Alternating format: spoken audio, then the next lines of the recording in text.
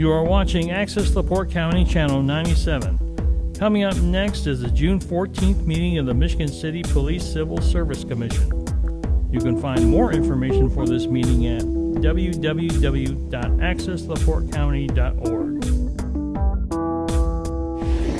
This is the June 14th, 2023 regularly scheduled meeting for the Michigan City Police Civil Service Commission. Before we start the meeting, I'm going to ask everybody to rise and say the Pledge of Allegiance. I pledge allegiance to the flag of the United States of America and to the republic for which it stands, one nation, under God, indivisible, with liberty and justice for all.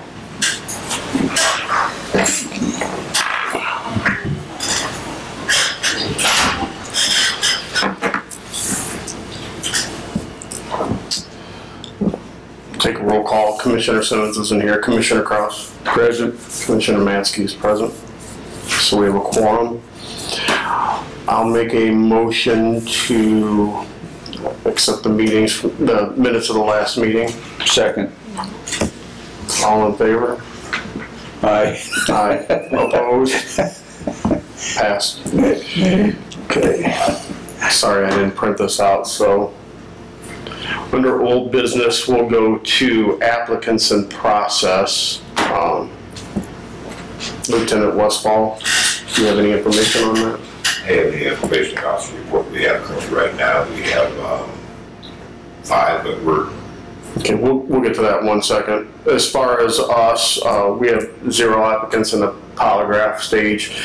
We have 6 in background investigation right now. 6. And we have 5 officers who are scheduled later this month, next week or so, to go down to PERF for their physical and psychological exams. So now it's here. They're doing their pre-basics. Firearms doing really well. No issues there whatsoever. I'm looking forward to them advancing in their training here. Probation officers. Yes. Those are doing extremely well. Officer Ashley Boots just tested out of the FTO program. She's now riding solo. That was as of June 13th. She is progressing way ahead of schedule. Officer Catherine Dobrowski is the same. She's improving daily and doing very well. She tested out of the FTO program on June 13th as well. Officer Trevor Lenover, same. He's advancing and doing well. He tested out of the FTO program, is now riding solo as of June 12th. Officer Donnell Sales, he's making improvement, learning more and more. He is in phase 3 of the FTO program. He'll start shift 2 with FTO officers on Chavez as of June 23rd. Officer Santoro is doing well.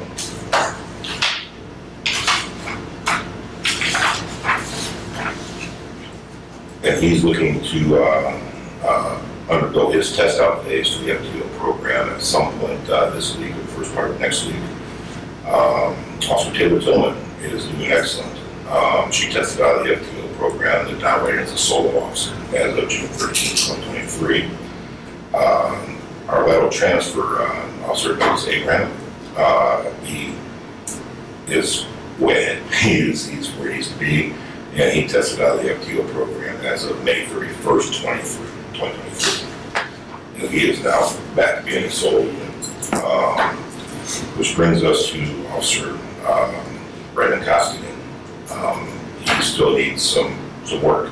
He's not where he needs to be at this point, and he is going to be, as of June 21st, assigned to Officer Charles Davis as his FTO officer, and he's going to phase 2 of the FTO. And we'll be monitoring for his progress from that point forward. Okay. Did he pass out of phase 1? He did pass out of phase 1. He was actually in phase 3, and he was not successful in that, so we're going to reduce him back to phase 2 and start over.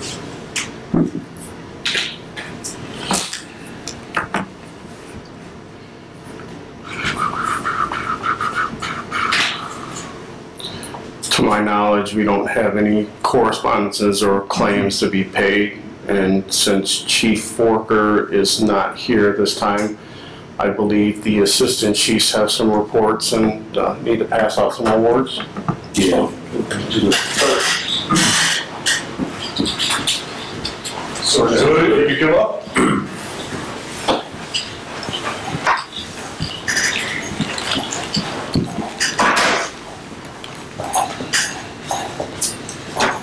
So we have 2 letters of commendation for Sergeant Hood as well as Lieutenant Painter. She's unavailable today, so we'll go ahead and read this. Sergeant Lindell Hood was on or about the 23rd day of January 2021, subject of a letter of commendation for outstanding service as follows. Uniform Patrol Shift 2 officers were called to 1302 East Michigan Boulevard, which is the Crown Food Mart, on January 23rd, 2021 at 12:21 a.m. for a female who had been shot. Officers arrived on scene and found Jessica Jones suffering from multiple gunshot wounds to the right armpit, chest, and right thigh. Officers provided life-saving measures to Jones before learning of another victim who had been shot at 130 Edwards Street. Officers responded to 130 Edwards Street and found Demetrius Howell had been shot in the forehead. Unfortunately, Howell had succumbed to his injuries prior to arrival of first responders. Detectives from the Investigative Division processed 2 crime scenes at 1302 East Michigan and 130 Edwards. Detectives from the Investigative Division worked tirelessly for months and even years trying to solve this homicide investigation. Detective Lieutenant Anna Painter and Sergeant Lindell Hood gathered enough evidence during their investigation before presenting it to LaPorte County Prosecuting Office for a probable cause hearing review.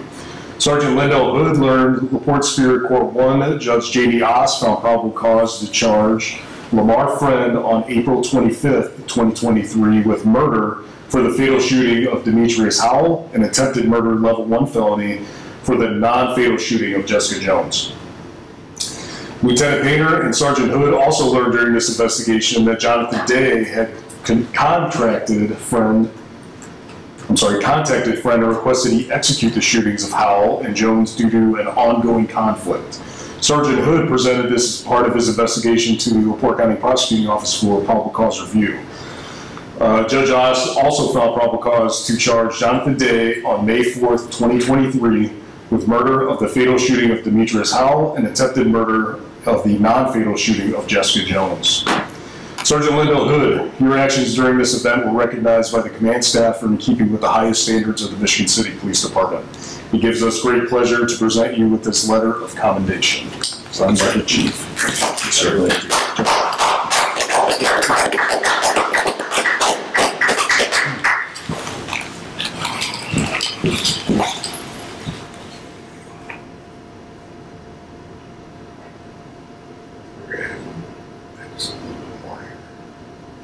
Okay. I'll fix it. Good job. Good job.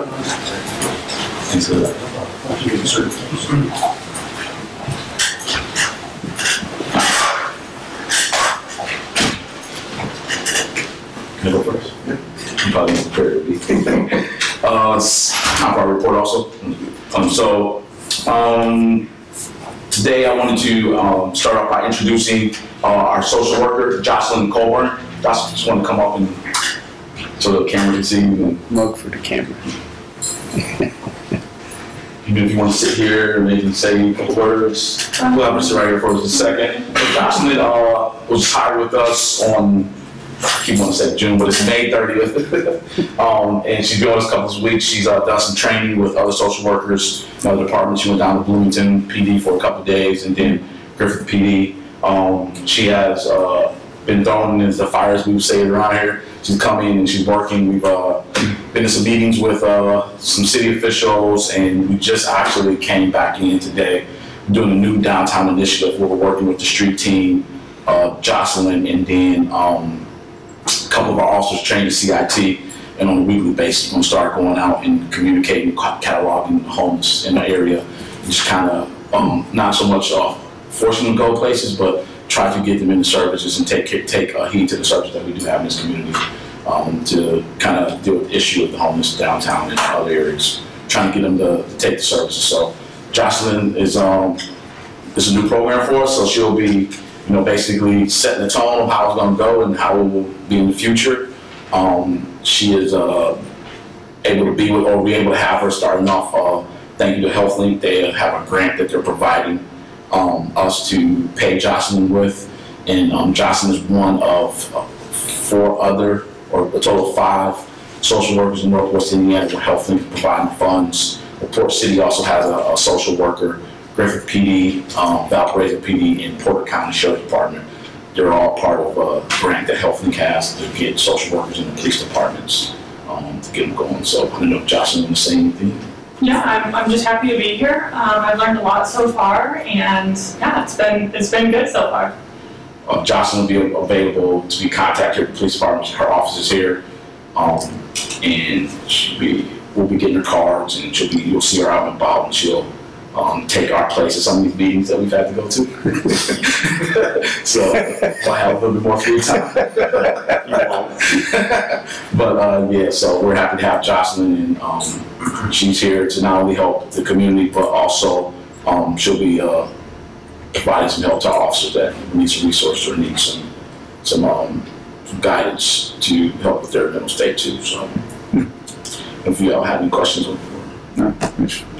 thank you. Welcome. You can sit there if you want, if you don't want. Also, so speaking of from that, the downtown homeless community initiative that we've done, today we went out for about an hour and a half and went downtown and spoke with several subjects that are homeless, try to give them services. Thought it was a good step forward for us, building those relationships and getting those guys that we did have a couple people kind of run, not run, but walk away when they saw us coming. But for the most part, there were some people down there we had dealt with on another, and it was just, I think it was refreshing for them to see us coming to try to get them towards services. We did get one person headed towards the way of rehab through our interaction today. He's we got into the Salvation Army, and they're going to try. He wanted to go to rehab, and we're going to get him to hopefully get him to rehab. So. It's a work in progress, something that the community should expect to see us doing a little more often, and hopefully we'll have some good outcomes where now people that are once homeless will at least take, if not get the right atmosphere, but at least work towards that with our help. So, also we had a meeting and have a meeting with a community work group, as we call it. A couple organizations, NAACP, Indiana Black Expo, and a ministerial conference, along with Goodwill, talked about a couple of issues in the community. One thing that did come up, they want to help with us with our recruiting, and we talked about before, help with some tutoring and some study sessions pre-testing, August 19th. So they want to do that. We came up with a plan to do 6 weeks of having it available through these organizations. So we'll get with you all a little bit more to finalize some things with that. Also, we talked about some other issues in the community that looks like this group we're going to meet not every week or every day, but more frequently and address some things. And also, we're going to keep them up to speed and be a little more transparent about what we have going on here at the police department. Also, we're hosting the Boulevard Business Group meetings here. So far, the police department, we've been involved in at least the last 2 or 3 of those meetings. There are a group of businesses from the Boulevard. They meet here and they talk about issues related to the businesses on the Boulevard. So we've been involved in that and hoping to move forward to help, with any issues on the Boulevard and help be part of the process of recruiting business to come to the Boulevard. Youth Leadership Academy starts next week. Yay! So this room will be full of children. I think we have about 40 participants, which we're getting back up in our numbers. When COVID hit, we had to decrease our numbers, but I think we're getting back up as we're getting to the post-COVID days of getting back to normalcy around here. So it'll be June 19th through the 23rd. This year, Sergeant Michelle Wadowski is our director. And she's doing a fine job because I have not had to do too much to get it ready. So she's doing an excellent job. So kudos to Sergeant Wadowski and I'm excited to see how it turns out and see the kids around here in the building. Also, last week we played host to the North Central Community Action Agency's summer youth program. They came here for half the morning, did a tour, interacted with police officers, and actually they helped out with taking some promotional photos we were taking. They were using those photos also after releases from their parents. So we had a good day with them. Talked about our new hires. Jocelyn's here. And also before I go, I wanted to give a big shout out to Corporal Bass. As Lieutenant Westfall talked about our officers that tested out of FTO, Corporal Bass is our FTO coordinator, and he has to test those out. Yesterday he tested out 3 officers. That's a long day of riding along and making sure officers are doing what they're supposed to be doing, and they're prepared to be solo. So just want to send a shout out and pat on the back to Corporal Bass for his efforts of being an FTO coordinator, but making, also making sure our officers are ready to go to that next phase and then getting there. Besides testing out and coordinating, he's also taking the lead on making sure that if officers need any extra help during the FTO process, he'll step up and, and give that extra help. So I'm just going to say thank you to Corporal Bass for his continued efforts of making sure the FTO process is going right and officers are adequately trained. That's about it for my report. Again, Community Youth Services, I wanted to again congratulate Lieutenant Painter and Sergeant Hood for their investigative, their expertise in what they were able to accomplish with the investigation. There have been some public comments lately about our detective bureau, and because it's an umbrella of my division, I want to just make a statement here. It's important to understand that police investigations are complex and involve a multitude of factors such as witness statements, physical evidence, and forensic analysis. False claims about the investigative process can undermine the hard work and dedication of our detectives and law enforcement officials as we work tirelessly to solve crimes and bring justice for victims, as well as the ability to prosecute these crimes with an impartial jury. It is crucial to trust the integrity and professionalism of our law enforcement officers and agencies, and to refrain from spreading misinformation that can damage their reputation and hinder their ability to serve and protect our communities. There have been some comments, and I won't go into detail, but basically claiming that we either have not investigated any crimes or that basically a detective is assigned a case for a week and then they move on. This is a clear example that our detectives will spend years trying to solve a case for this community. And again, I just want to thank them for their hard work. Other things, since the contract has been amended and our raise went through, we also have our bonus. I just want to let the commission know I've had over a dozen people reach out with specific questions about the application process, application itself.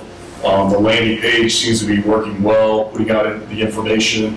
We're bringing in hopefully a lot more people interested in working for our community.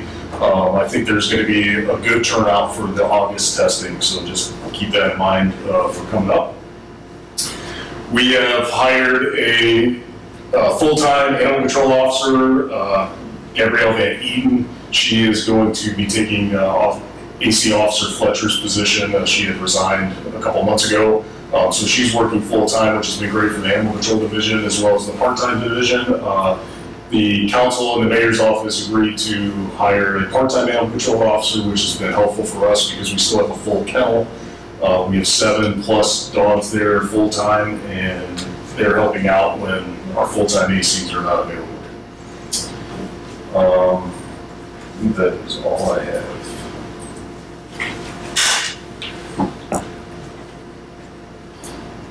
So I believe we're at 70 officers right now. Our complement's 84, so we're 14 down, but right now we have 12 in the process. So hopefully we can get that that number squared away, just to address that part. We look forward to working with you guys and the ministers and in preparing some people who may be interested in for their next test. Right now, because we don't have any disciplinary issues to deal with, we're kind of focused on the hiring, and I know we're scheduled, or I don't think have we scheduled it yet for that day on August 19th. Okay, so anybody who's interested in that, we urge you to come out. I don't know as far as the classes that are going to be put on, if that's open to everybody or if it's just going to be open to. So the plan that we've talked about, and we just really banked last night, and I'm gonna follow up with them after talking to you all, is basically, I guess, kind of envision it like there'll be certain days each organization to have something, and they'll either have it at their location or we will allow them to use the community room if needed. Even if there's somebody that needs some physical assessment stuff, we'll open up the weight room at a certain time period with a trainer maybe from the community after signing the waiver and getting it approved by the city, and allow that. So basically they'll have some 1 or 2 days out of the week where they can just come in. So if you're an applicant for the process or you want to be an applicant, then yeah. I think we probably should make it that, at least if you're coming to the process, you have to at least be an applicant.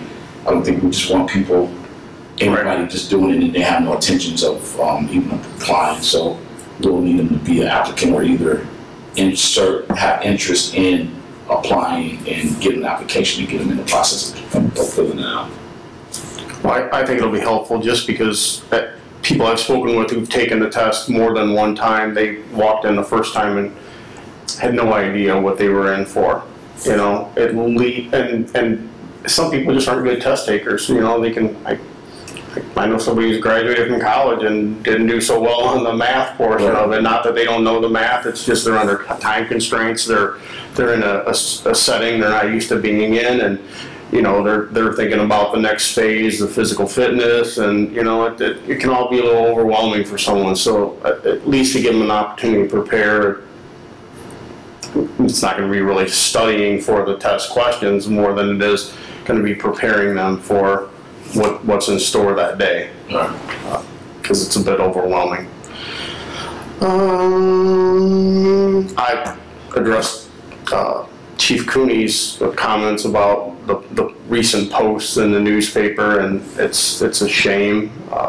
Some people like to speak without having actual knowledge. Some people take other people's words for granted and base their comments on other people's words when those other people are wrong as well.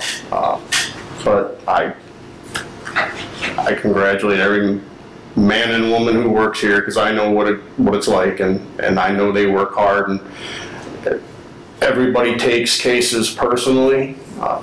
Especially when it comes to the cases that have been addressed in social media lately, and I don't know the reason why certain people have to spew inaccuracies about it, but I guess they do.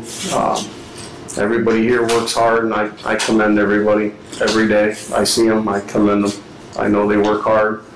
We have very few disciplinary problems here, which means we don't get a lot of community complaints about certain officers. I know when we do, they're certainly addressed, and they're dealt with swiftly and justly. And the people that don't need to be doing this job or working in this community don't have a job here and don't work for the community anymore. Right? Yes. Yes. So with that said, I'll turn it over to Commissioner Kraus. I just want to congratulate Lieutenant Painter, Sergeant Hood for their hard work and persistence, I guess is a good word I'm looking for, in solving those crimes. I'm in agreement with Chief Cooney, Chief Corley, and President Maskey here. This isn't something that gets done in an hour like on TV. Or a 2-hour movie. It takes time, it takes cooperation. And I've used the term before, I don't have social media, I don't get on it, don't care for it, very rarely read the paper, But anybody who's done this job knows it takes dedication and persistence to get it done, along with cooperation from the community and for, I use this term, clowns who want to speak it. Ill will of the detectives. Obviously, you've never done the job. You never could do the job.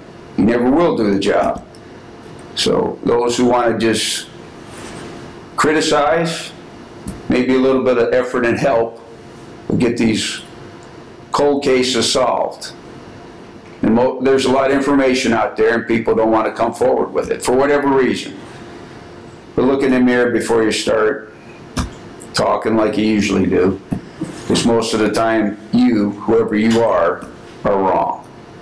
These folks do a great job here. They work hard. They're dedicated. And as President Maskey said, the ones who aren't dedicated, Lieutenant Westfall will know also, they're no longer here.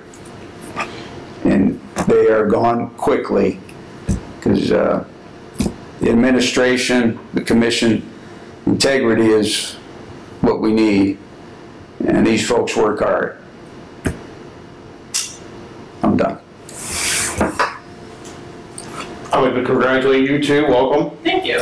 It's a needed, what you're going to provide is a needed service in this community and within these walls, really. That's for sure. I know a lot of bigger agencies have had social workers, psychologists, or whatever, working for them for years and years and years, and how it just got to Michigan City, I don't know, but I'm glad you're here, and you're, I'm sure, going to provide a much needed service. As you've seen, there's a lot of people out there, and I feel bad for the homeless. It's unfortunate they're in the situation they're in, and it's a hard problem to solve, but we have some resources here that in town that can solve those. And homelessness does cause or does result in some crime statistics, unfortunately, and hopefully getting those people the help they need and getting them into places they need to be and back into society, and will help solve some of those crimes, or at least reduce some of those crimes as well. So you're part of it now. So congratulations. Yeah, we'll get back, put it that way, but we'll get back with you in a year if you think it was a good move. and I'm getting older, my eyesight's getting bad, but I see a cross on her chest, and I don't think I've ever met her before, but I believe she's one of our chaplains. Yes. So, do you have anything you'd like to say? Commissioner, this is public comment now, so. Sure. Just glad to be here. Very welcomed into the chaplain ranks. We are here to help the officers whenever they need us. How long have you been a chaplain? I'm sorry. I did my first ride-along in February, April, so. Well, now you're in it too. So I'm going to ask you to close our meeting with a prayer. Absolutely. Okay. Let's pray. Gracious God, we thank you for gathering us here. We thank you for all the hard work and dedicated time that these officers spend to find out what is going on, to look for the truth. We ask that you would bless all of them, bless their work, keep them safe, and help to make the Michigan City community a place that is safe for all people. And all these things we pray in your name. Amen. Amen. All right. Our next meeting, I believe, let me look at my notes, will be on Wednesday, July the 12th, 2023.